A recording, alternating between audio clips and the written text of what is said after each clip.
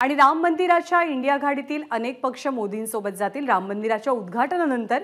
आणि राज्यामध्ये शिवसेना आणि राष्ट्रवादी हे दोनही पक्ष भाजपला पाठिंबा देतील। त्यामुळे राज्यात केवळ एकच विरोधी पक्ष शिल्लक राहील असा दावा आमदार रवी राणांकडून केला जातोय। राम मंदिर हम बनाएंगे पर तारीख नहीं बताएंगे, पण देशाचे पंतप्रधान मोदीजी यांनी राम मंदिर बनवलं सुद्धा आणि तारीख सुद्धा सांगितली।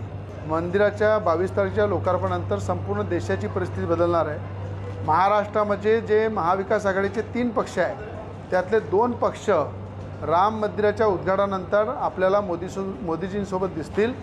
देशामधील अनेक पक्ष जे सध्या एकत्र झालेले आहे पण कन्फ्युजनमध्ये आहे, तो पूर्ण कन्फ्युजन त्यांचं राम मंदिर उद्घाटनानंतर दूर होईल आणि अनेक देशातले पक्षसुद्धा हे मोदीजीला पाठिंबा देईल। एबीपी माझा, उघडा डोळे बघा नीट।